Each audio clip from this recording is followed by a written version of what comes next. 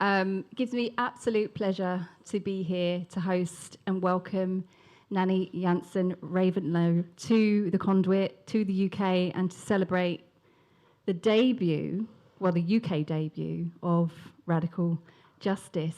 Nani, welcome. Thank you.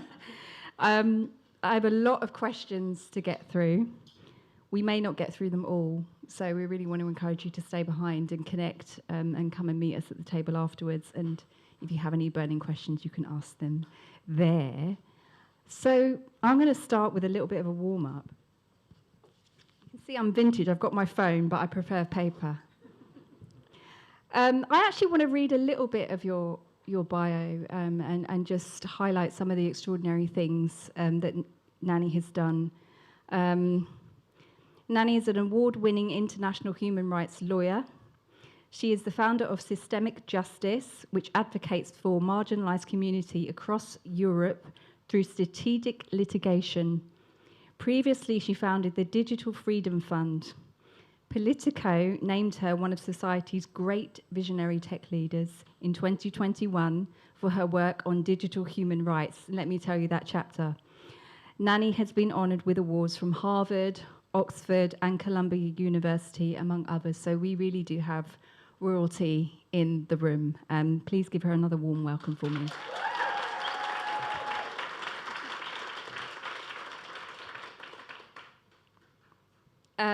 There's a few things. First, I want to thank you for being here. Thank you for choosing to share time and space. I say this often at my events. I think time is our most valuable and precious commodity, and I don't take your time for granted. So thank you for choosing to be here and with us today. And just want to say congratulations. It is no small feat researching, writing, and I use the term birthing a book. It is extraordinarily difficult as a Black woman author to write about racial justice in the way that we do in the industry that is majority white. So first of all, I want to say congratulations for gifting us with your work. And this book feels like a conversation with a loving friend who's committed to our collective growth. And one of the first things I do when I read a book is go to the acknowledgements page. It's my favorite. And also the dedication. And you dedicate your book to Black women, and you beautifully demonstrate how to attribute in a way that honors Black feminist practice. You name whose shoulders you stand on, you attribute, you honor, you give reverence, and I want to thank you for that, because so often it doesn't happen in this space. So I just wanted to name that firstly. Thank you. Congratulations. So how are you, Nani, in this moment? How are you feeling? Excited, a bit nervous. Very happy that this book is out in English now. I originally wrote the manuscript in English, which is something that few people know because it came out in Dutch before. So I'm from Amsterdam originally, born and raised there, but left the Netherlands now about 15 years ago. And I've always worked on the issues that I talk about in the book in English, so I was actually not really versed in Dutch to be able to to actually write about that in one go. So I wrote in English first and then translated it into Dutch. But it wasn't a given at all that the English edition would also kind of like see the light of day. So I'm super, super thrilled and a little bit scared that it's now out in the world for everyone to read. Yeah. Congratulations. Can we talk about the orange typewriter? There's a delightful moment in your book where you're talking about, like, Nani's always been a writer and had this gorgeous orange typewriter that you used to type your stories on, and I find it profound that you were always a writer, then ended up defending writers in some of your work. So if you can share a little bit more about your kind of love relationship with the word. Yeah. Well, the orange typewriter was a hand-me-down from a colleague of my mother's. Apparently, a lot of people in the Netherlands had those. They were like these like kind of plasticky, bright orange typewriters, and I loved it. And I spent almost every afternoon after school writing stories. I wrote whole novellas. I wrote poetry, everything, just sitting behind my desk because clearly quite a nerd as a young kid, and just really had like these amazing adventures in my head, and had so much fun writing everything down. And that at some point just kind of like faded a bit into the background. I picked up writing again a little bit later, actually when I started the work at defending journalists and bloggers. Peter's in the room. He's the person who encouraged me to write a blog.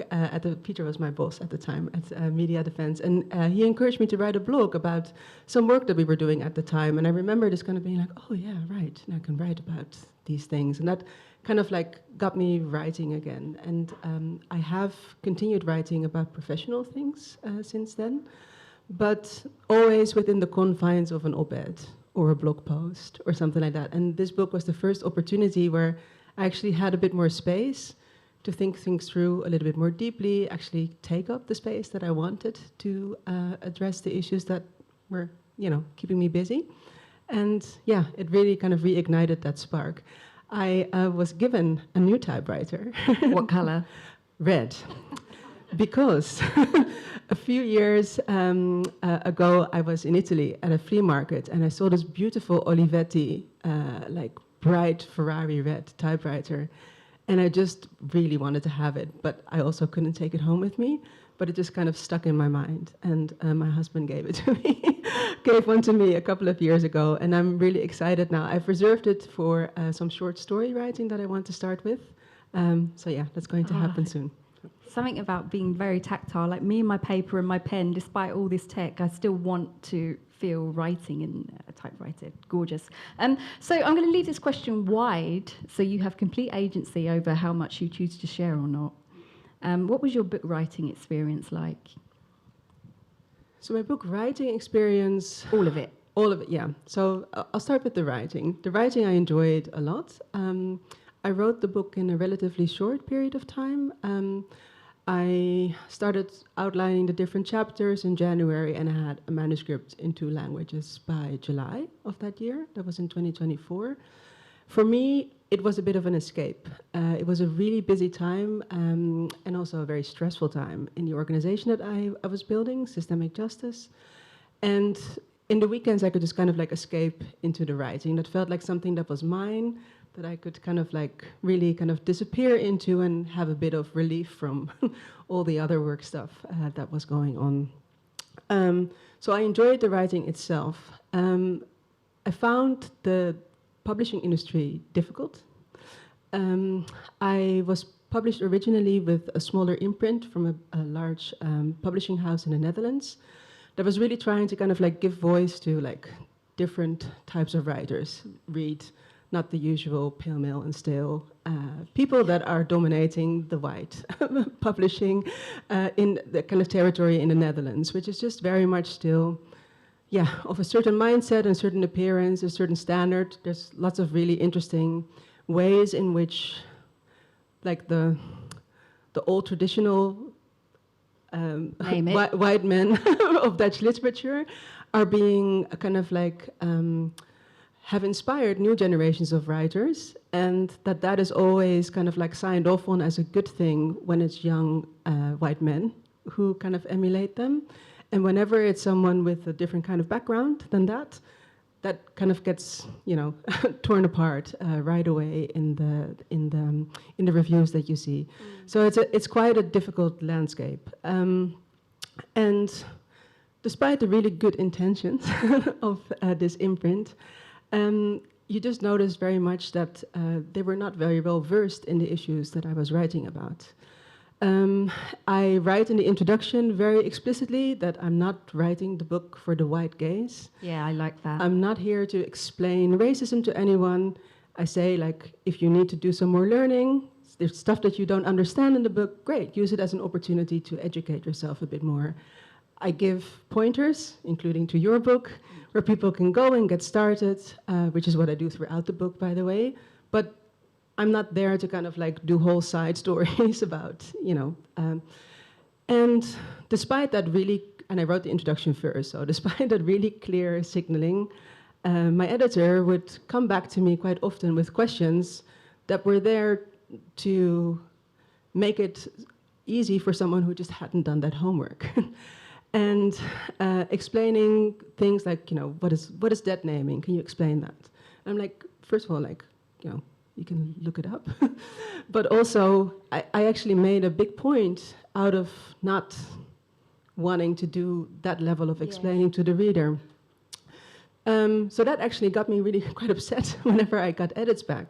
I love edits, just for the record, because it helps you make your work better if they're good edits. If they're uninformed edits, because someone hasn't done the work to get themselves up to a certain level of knowledge about issues, it's really disheartening. So I had to kind of come up with ways of protecting myself to not lose the pleasure in the writing. So I was working together with a researcher, and we basically came up with the scheme that she would first review the comments, filter out anything that were white gaze questions, put it that way, and only then pass it on to me, so that I didn't have to kind of like deal with that violence actually in the course of the process. Did you pay for the researcher? Was that Yes. somebody? Yes, and so of course. this is something I want to talk about. There's a black tax that you have to pay more to take care of yourself when you're working in these majority white spaces. I had the same violence over my manuscript, and I will call it violence because it is, and it resulted in getting a different editor. But nevertheless, the harm has already happened. So I'm really glad that you had that process, but you shouldn't have had to do that in the first place. I think there's something really important about what you chose to do in the introduction and not handhold, because we infantilize our readers when we do that, and we're never going to move forward. This event is called each of us can be the revolution. That's not going to happen if we keep going back to ABC, Do, Re, Mi, anti-racism, which I call it. So I appreciate that boundary, and I'm sorry that it wasn't honoured for you in the moment by your editor, by people who should be holding you better than that. So thank you for sharing. Many people ask me as an author if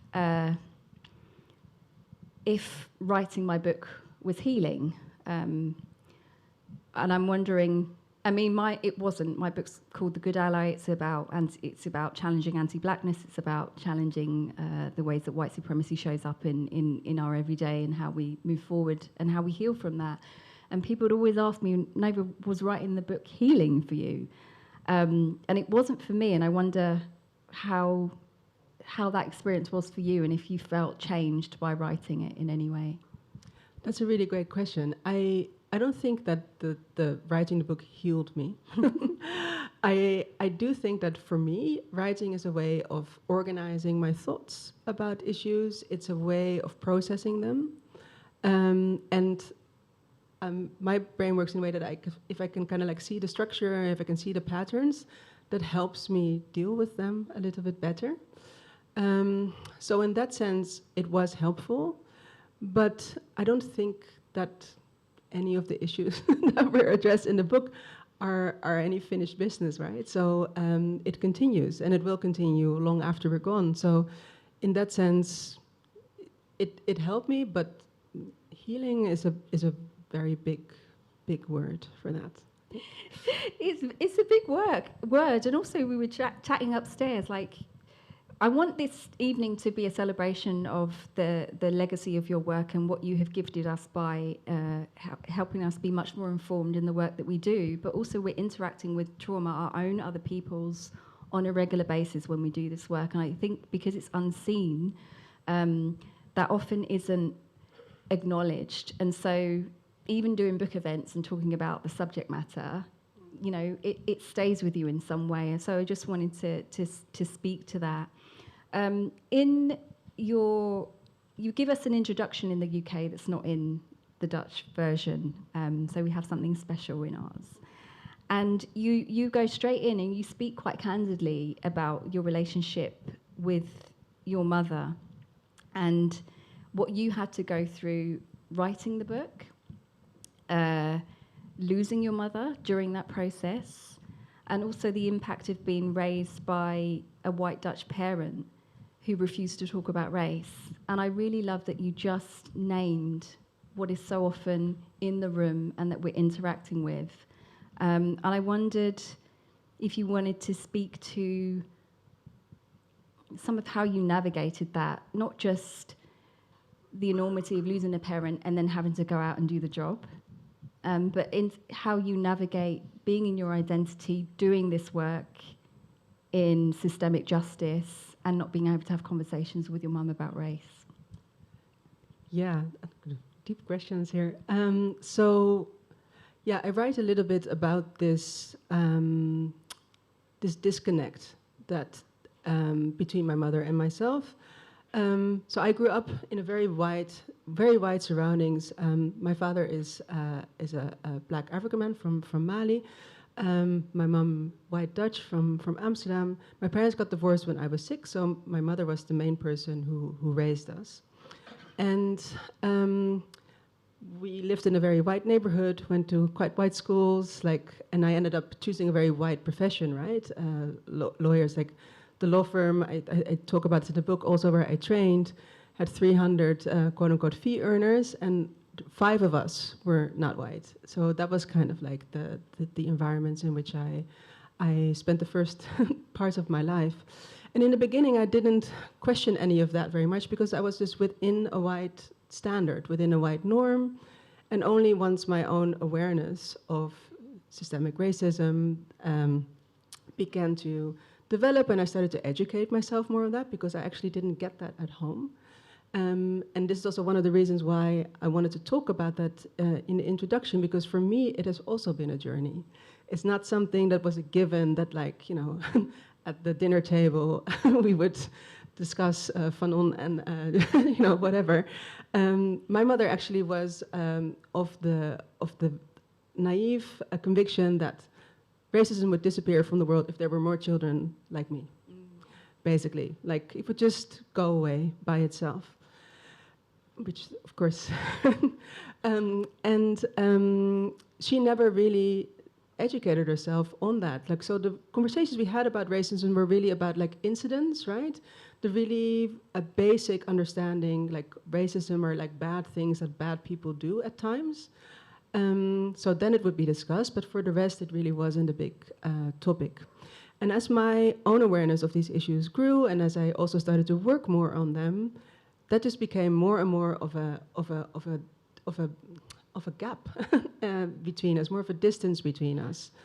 And it was in 2020, the year that was just, like, you know, very overwhelming for anyone who had to kind of, like, well, let me put it this way, if I keep it to myself, I found it a very difficult year in the sense that, like, I just had to just kind of reckon with the fact that all my white friends seemed to, like, discover that there was racism in the world. I was like, really? Like, it's not that I made a secret at any point in time if I ran into things. Like, if you just, like, not been paying attention at all.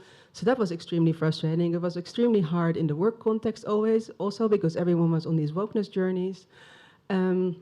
We had lockdown, you know, it was just a lot. And then I had a conversation with my mother over the phone, I was in Berlin at the time with the Digital Freedom Fund, and she was in Amsterdam. And she talked to me about this TV series that she had been watching on Netflix, and how terrible it was that people, was it called Hollywood? It was this series about young actors, anyway. In the beginning, early days of Hollywood, I didn't watch it. And she's like, oh, it's so terrible that people got treated that way back then. And I was like, you have 2 daughters who kind of experience this still, like, day to day. And she was a bit, like, quiet and said, like, listen, I can't talk to you about this anymore unless you do a bit of reading. So I gave her Ijoma Oluwa's book, So You Want to Talk About Race. And she put it on her bookshelf, and she never touched it. So that was for me also, like, a really big feeling of rejection in that context, because I set a boundary, which boundaries for me are like, you indicate that you want to stay in a relationship with someone, but there's a condition to that. And in this case, it was for me to be able to have conversations that actually started from some sort of shared understanding. And she never did that. And in her mind, the fact that she loved me was enough. The only thing that mattered. And of course it's not. Yeah. Thank you for sharing that and the honesty. I think it's really important, because your story will be many other stories, and I'm sorry she couldn't meet you in that moment. I'm sorry she couldn't meet you in that moment. But with this work, all of us has to reckon with the ways in which this interacts in our relationships. I have to reckon with it with the way it interacts with my family. And as you say, the gap gets bigger, the more I'm seen as radical. I don't think I am. I don't think I am at all, but I am seen as subversive. You will be as well. And that gap gets bigger if, you know, some of the people in your lives are not doing the work. But, you know, it's sometimes a painful truth to accept. Sometimes a painful truth to accept. You speak about the ebb and flow of progress in your book, which I really liked. I'm going to stay here for a moment and then move into some of my favourite chapters. And what what I got from that is that none of this is new. And my question around it, let me actually read, you quote a lot of great black women thinkers in the book, Audre Lorde being one of them.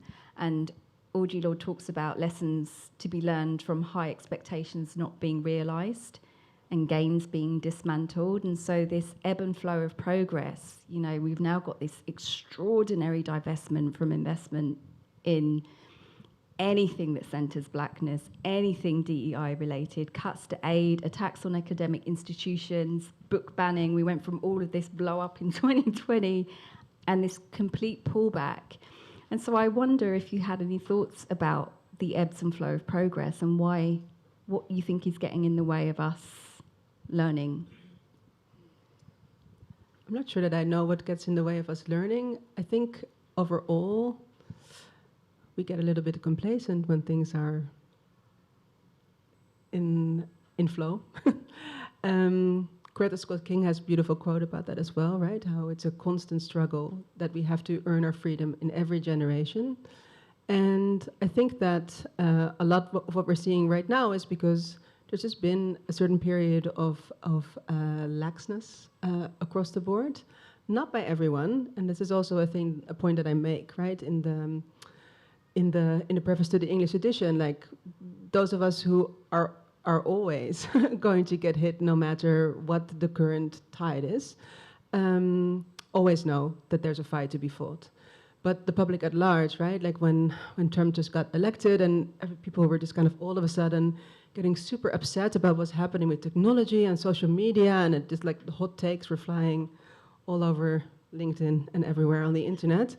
And I was just I couldn't even respond to that. I was just so annoyed because so many people, so many black women have been talking about the dangers of technology for ages, right? And all of a sudden this was this epiphany for the rest of the world. So I think that it's unfortunately the complacency of the majority that generally is not in the front line of injustice, of experiencing injustice.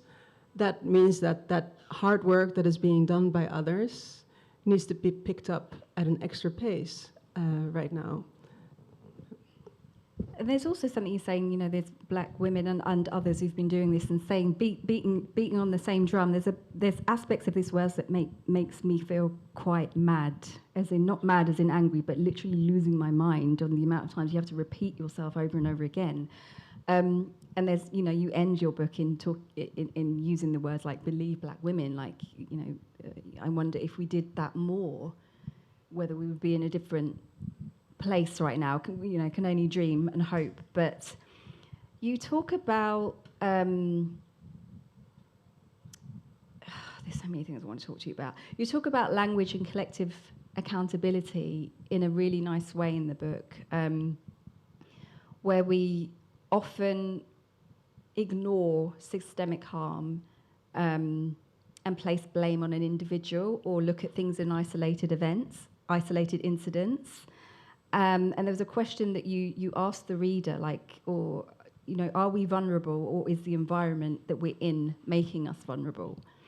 And if you wanted to share more about that, and also talk about the master's tools. You talk about strategic litigation.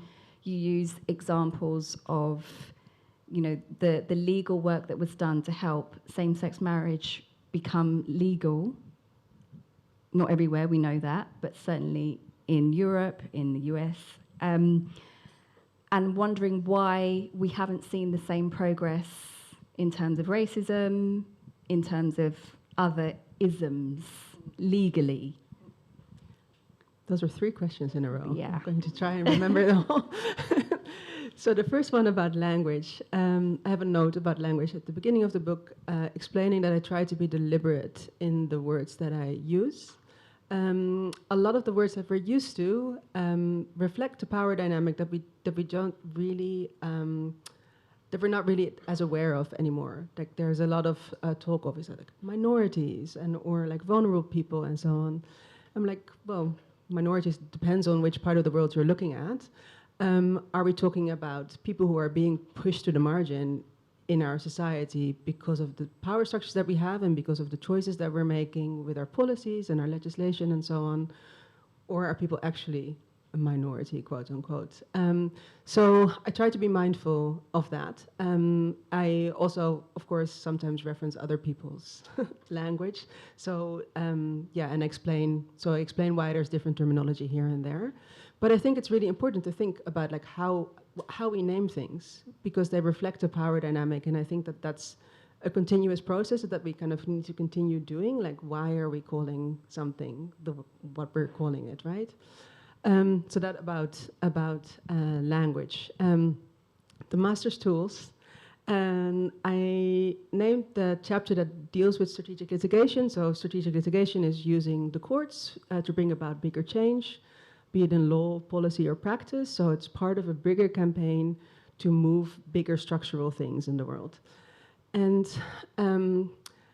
I acknowledge in the chapter that wanting to bring about big systemic change while using systems that are an output of the power structures that we have in our society can feel really contradictory. And it's something that I personally, as a lawyer, have struggled with for quite a bit. Because when I really started thinking about Audre essay, where the famous quote, "The master's tools will never dismantle the master's house," comes from, I was like, okay, but what does that mean for me as a human rights lawyer?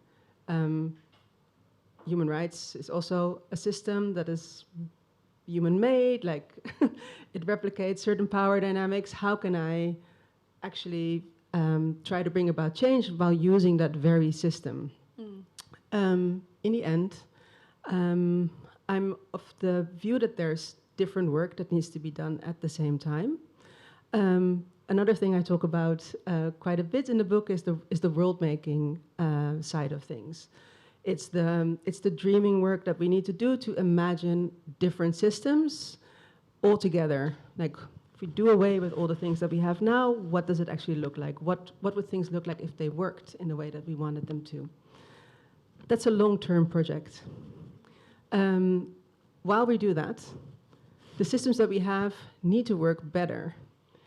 They need to, at the very least, stop causing harm to a lot of us.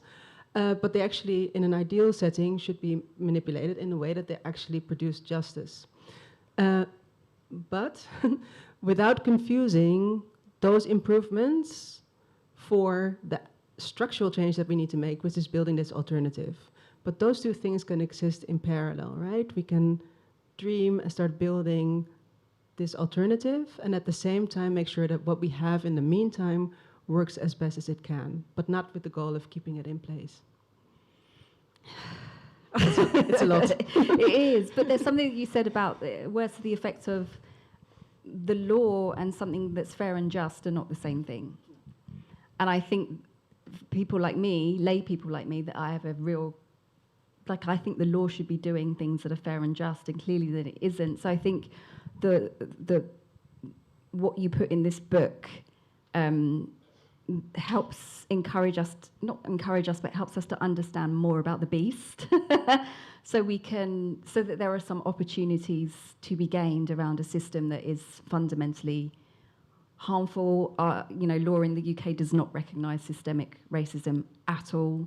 Many of the they're called under the Equality Act now, but with the Race Equality Act, the Race Relations Act, were born in the middle of civil unrest in the UK, and they were never designed to actually help tackle the issues. Case in point example of when people started to be arrested under the law when it first came into place here in the UK, the majority of the people who were being arrested were black people because white folk were accusing them of racism. So we still have essentially those laws in place, and so it doesn't feel fit for purpose for me and feels entirely inadequate. And what you're saying is there's ways to manipulate, maybe you're not saying that, I'm saying this, there's ways to manipulate and understand language for our gain. Yeah, I think there's a lot that can be done within the confines of the legal system that we currently have. I actually don't think that the people who are using the system are overall being brave enough there. I think that a lot of the legal work that we're seeing is kind of like repetitive in a way. It's and this is it's also, I want to kind of emphasize that it's very understandable, right? Like if you're trained as a lawyer, you get indoctrinated from the moment that you enter law school, right? It's a certain you are learning a certain skill set. You are going to be able to work within a certain system, understand how it works, like, you know, and you are a bit of a gatekeeper yourself, even though you end up representing clients who have needs, right? The other thing is that you are made terrified of getting a bad outcome in the courtroom. Like, I don't know how else to put it. This idea that you would create bad precedent or that whatever is just like kind of like considered as an enormous failure for you individually as a lawyer. And we're forgetting in that context the bigger picture, where a lot of the victories that we see at the end on the courthouse steps, like the Obergefell case in the US that formalized that same-sex marriage was permissible under the Constitution, there are so many quote-unquote losses that led up to that work, as I describe in the book, that actually were stepping stones. So there's something there also, like how do you, what are we taught as lawyers to assess ourselves and our skill set, like how good are we in what we do? Have we contributed to that bigger change, or are we losers, quote unquote, because we didn't win a specific case? And yeah, there's a lot in there that needs to be unpacked, like mentality-wise. I also think that there is a lot of scope for being more creative about what we ask courts to do. I actually think that a lot of judges, a lot of courts are capable of doing a lot more if we properly invite them to. I see legal processes as inviting the court to take a certain step. And you, if they need to be quote unquote educated, so do they need to kind of get more information about certain issues? Do they need to get access to different perspectives than they normally would have? It's your job to make sure that they get access to that. And you open the door and you invite them to take a step in the direction that you want them to.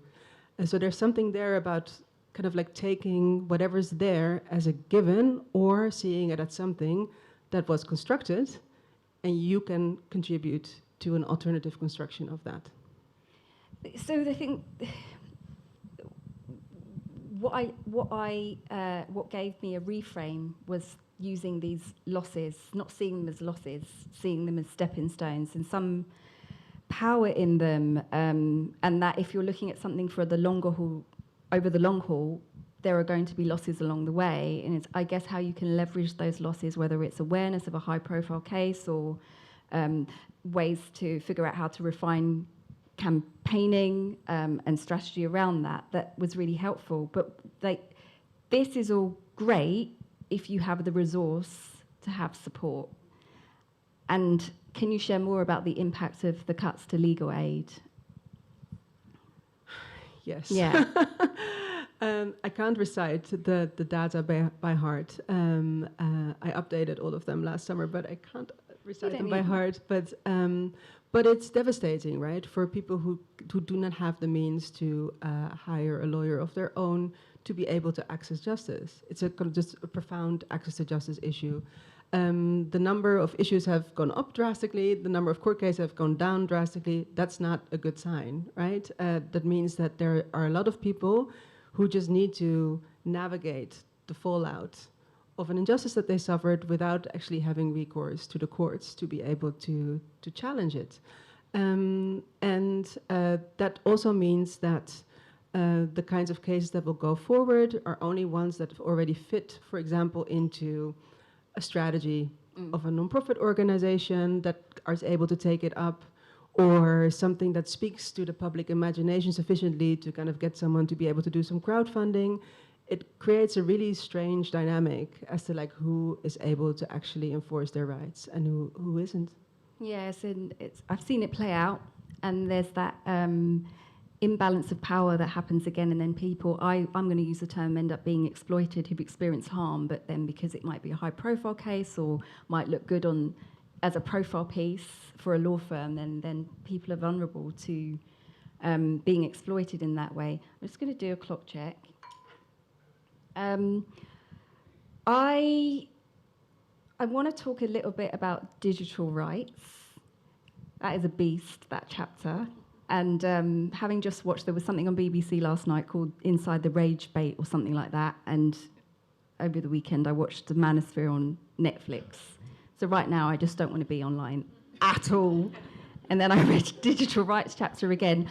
But I think there's so much about us knowing the impact of, usage, where there is vulnerability, where we can be more informed and have more agency. That's really important, that you highlight really well in that chapter. So if you could speak a little bit to that, and then I want to move us into reparations. And where do you want me to begin? I know. Digital rights. Well, okay, let me give you a question. You advocate for a suspension on any new technologies until we understand the social impact. Why? That's a very good question. So the point I try to make is that we two main points, I think. One is that we are avoiding having the conversation about where we want to draw the red lines on where we even want to use technology in the first place. So here we're not even talking about how fabulous it can be, how perfect it might be, how well we can design it and other things. We should decide as a society what are the areas where we don't want any tech involvement at all. Because we're not clear on that. And as long as we're not clear on the red lines, it will end up everywhere, right? Then the second part is what you were just referring to, that we need to actually really properly understand what its impact is when we do decide to deploy technology in a certain area. And that is more than deploying it and then checking it after the fact. That's actually thorough analysis beforehand and making it possible that those checks that take place if we do decide to deploy technology are actually meaningful. There's a very convenient way in which we kind of escape that at the moment because of intellectual property. These are our rights as a company, for example. Governments use that as well because they buy things off the shelf and then they say, well, it's the company who designed it. Like, we know nothing. Like, we just asked for something that does X, Y, Z. So we don't really know what's happening inside the black box. And none of that works, right? So there's something there about, first of all, knowing like what is the impact of deploying technology at all, and then what is the impact when it's actually running, and that needs to be properly verifiable. And there's been some really nice case law actually about this in the US, where a company tried to pull this off. Right, this was a case that had to do with the evaluation of teachers' performance in school. And people all of a sudden got downrated by the algorithm, got fired, like whatever. And a number of teachers like took this to court. And the company that had made the software was like, yeah, no, sorry, this is like our intellectual property, it's our trade secrets, we can't share it. But the judge actually said, like, listen, like, then let's have someone else, an independent expert, look under the hood and see how this actually works. they ended up settling, so no one got to look at the software in the end. But there should be these provisions, right? That it's actually possible for someone to verify how these things work and how they discriminate and how we get unjust outcomes so that we can challenge it. What is all this? What is it that is so? Is it IP law that's protecting around these trade secrets? This secrecy around how they function? Like what is it that's blocking that or making that difficult to penetrate? So you can go in all sorts of directions, but like I think in the end it doesn't really matter because it's a convenient cop-out for everyone who wants to be able to use technology without too much scrutiny. So because it's, states can regulate for this. They're not, because they're one of the bigger clients, right, of Silicon Valley. You might remember, right, in 2020 that as soon as COVID hit and we were in lockdown and everyone was in panic about tracking, like, the tech solutionism was all over the place with horrific surveillance software. Yes. There was right away this idea like, oh, we can solve all of these things for you. And everyone was fine with throwing privacy out the window completely at that point in time. So in the end, it all comes down to political choices, as always. So it's for us in the room, it's putting pressure on our governments to legislate, to try and bridge this gap, because it is absolutely running amok. Okay. So you talk about decolonizing tech. Can you give something? Can you give a short example of what that could look like?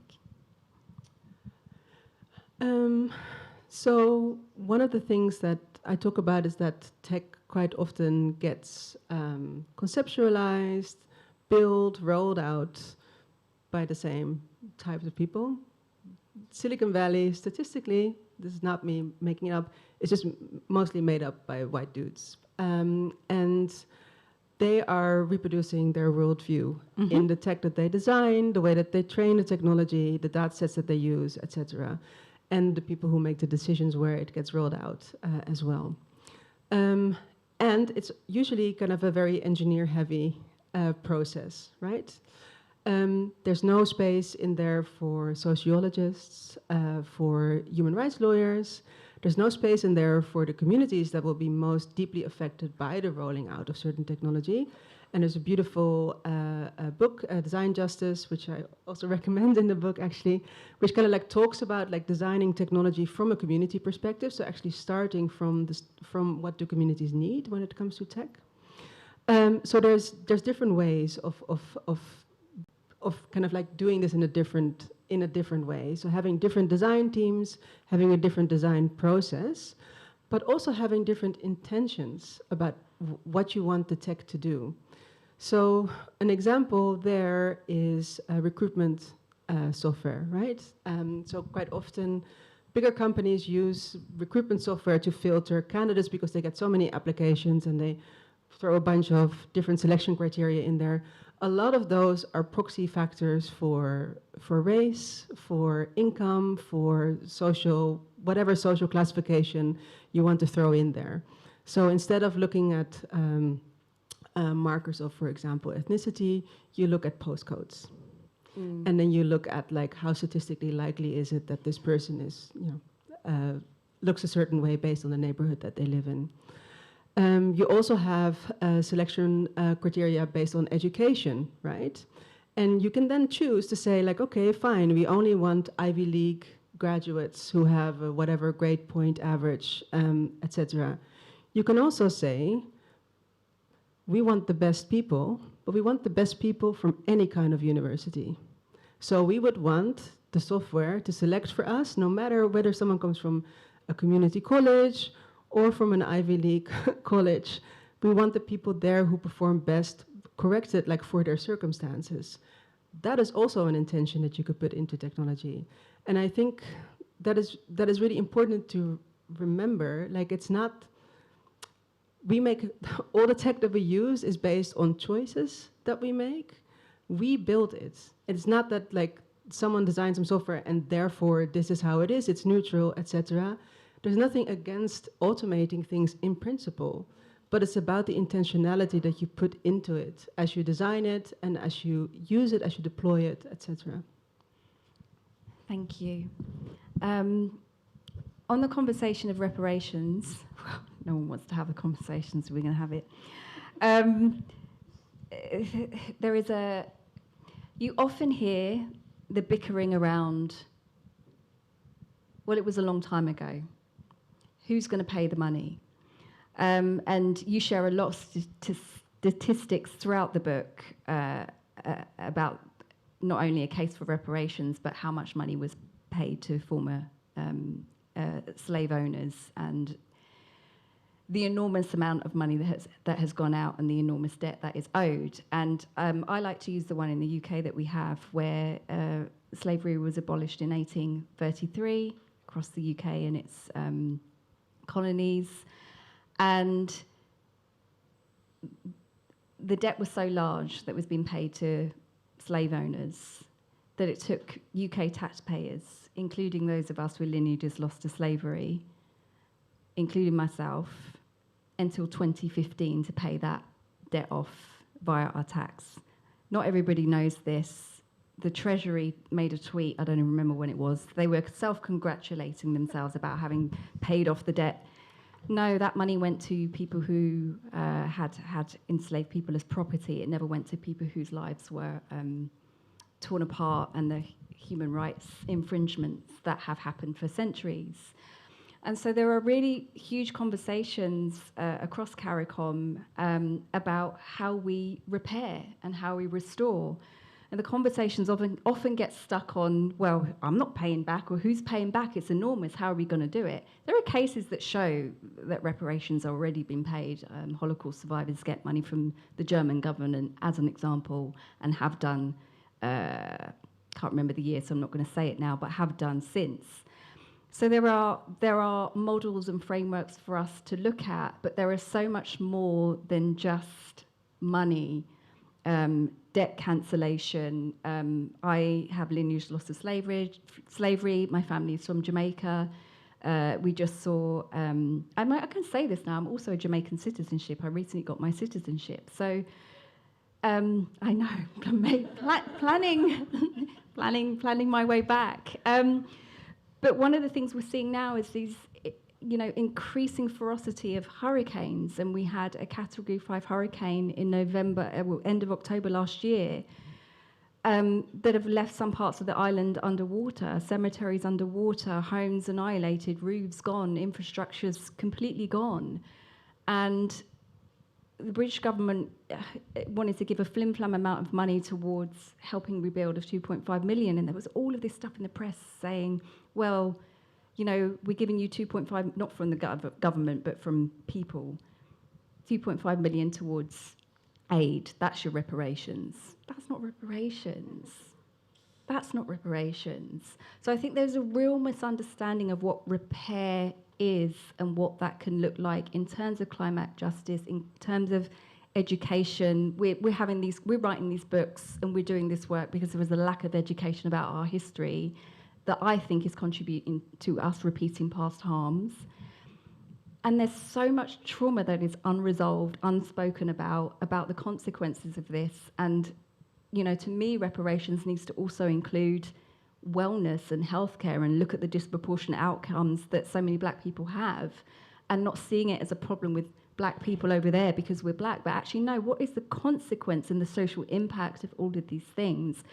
So I wonder if you have, it's a big question, but anything to talk about in terms of how we better advocate for reparations and shut down these conversations that are reductive. It's a second question I'm going to add in, but also speaks to, many of us who do this work are black women. Black women are the least funded in any other group who run businesses. We get less, I think it's less than 0.1% of VC capital funding. So we're constantly expected to solve social justice issues and do really big and important work, constantly under-resourced. That takes a toll on our mental health and physical health. And so you just have this cycle, and I'm wondering, what we can do to move the conversation on around reparations and actually have real conversations about what repair looks like? I know it's big. First, to come back to the link that you're making between reparations and climate justice. So Olufemi Taiwo makes a beautiful case in his book, Reconsidering Reparations, that the two are the same project, right, in our world right now. He explains really beautifully how the system that we're still operating in the world at this time, that basically still runs on the tracks that were laid when the transatlantic slave trade was still in full power. And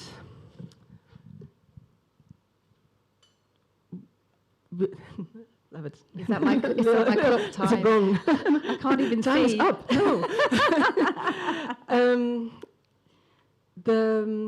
The conversation about reparations needs to be a holistic one, but one of the things that infuriates me a lot is the fact that whenever we start talking about money, it gets shut down so hard, even though a lot of money was paid Yes. in the past to the wrong people. And the thing that kind of like, there's always like, okay, let's do more research, let's do more. And it always makes me think about Toni Morrison's quote about distractions, right? There's always one more thing you need to prove. I'm not diminishing the importance of fact-finding and creating a correct and accurate historical record. And it's not an either-or, right? We can't just do that and do a bit of commemoration and so on and not actually grapple with the monetary aspects. Because if you take the argument that Taiwo very convincingly makes, those tracks that were built to make sure that advantages were flowing in a certain direction, colonizing countries, and the disadvantages were flowing in another direction, the colonized countries. We're seeing that now at scale when it comes to the climate crisis, right? So that continues. That extraction, that distribution of harms and benefits continues. And it also continues in monetary form, right? Because a lot of the aid, quote unquote, that is given in the form of loans that actually create a kind of like a modern form of colonial dynamics, right? And what I think is so interesting is that if you actually look at the number of countries that have properly apologized for their colonial past, it's minuscule. And that is where the entire crux lies. It's the lack of political will to even grapple with the colonial legacy that these countries have. Here in Europe, Portugal, which was on the top of the charts, right, of the slave trade, and has never apologized. So if even that acknowledgement is too much, like how are we going to get to any meaningful conversation about what needs to be done to repair things? So I hate this question, but I'm going to ask it. So what do we do? What can we do? What can we start to do? So I think we need to continue pushing on these issues for sure. Another thing that I think is important is kind of like looking very clearly at what are the fallouts of the past of colonialism, of slavery in our day-to-day. You named one example, but the way in which healthcare doesn't work for people of color and black women in particular, how the justice system doesn't work for us, et cetera, are all ways in which that manifests itself in the day-to-day right now.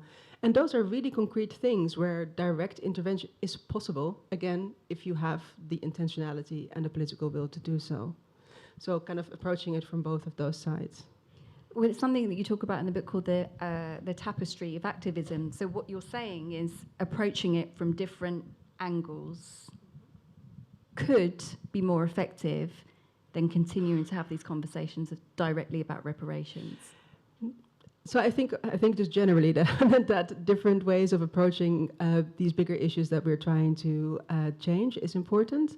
I speak about a tapestry of activism because I think it's really difficult to predict ever which tactic is going to be the thing that's going to kind of like tip over the domino at any point in time. So there's not one strategy, there's not one tactic, there's not one approach that we know is going to solve it all. Otherwise, you know, it would be easy to fix things. And this is why we all need to kind of like do our own thing in coordination, ideally with each other. But that's also why I keep on making the case in the book that each of us must kind of like figure out what our individual sphere of influence is.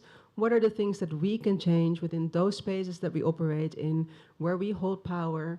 What are things that we're good at so that we can actually deploy those skills in order to bring about change? And it can be tiny. It doesn't have to all seem like it's grandiose and whatnot.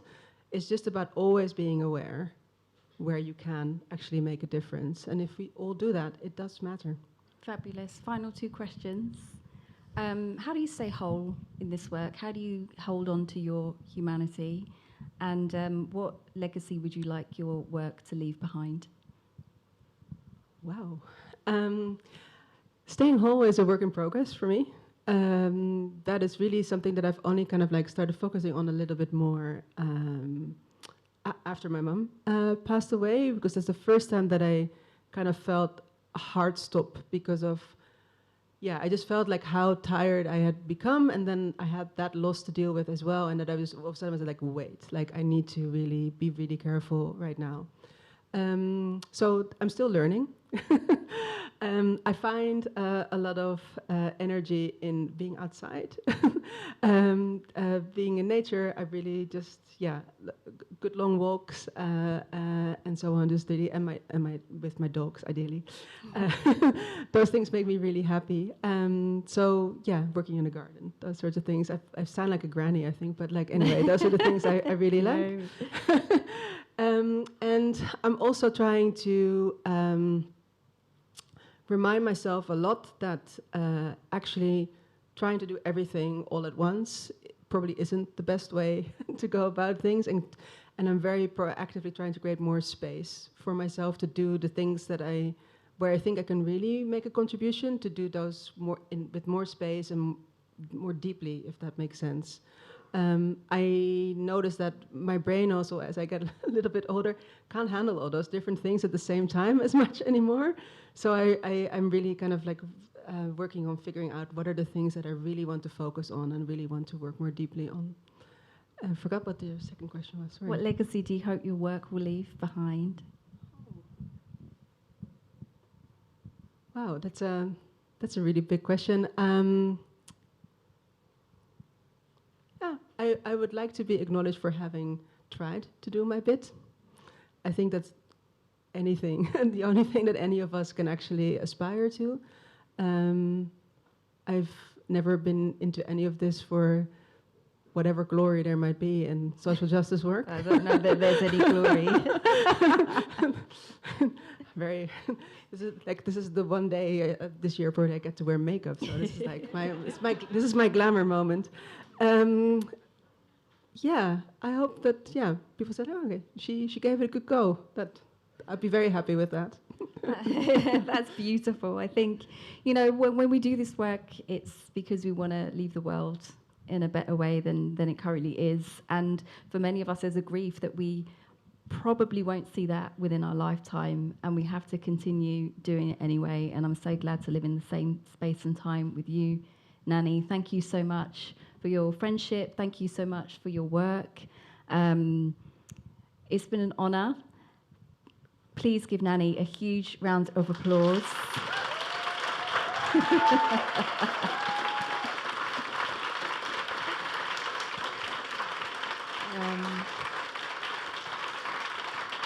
Thank you. And I didn't do this at the beginning, I often forget. My name is Reid, and it's been a pleasure to host Nani in conversation this evening. We're going to be over there signing books. Please come along and join us, ask questions, have a drink. For those of you who are London bound, I'm doing a show on the 23rd of June at Bloomsbury Theatre called Worthy, and I'd love for you to come along to that. You can find out details over there. But it's been an honour. Conduit, thank you very much for having me. Thank you, photographers and team and crew. And any last words from you? Thank you, Nova, for this wonderful conversation. You're a star. My pleasure. Thank you. See you.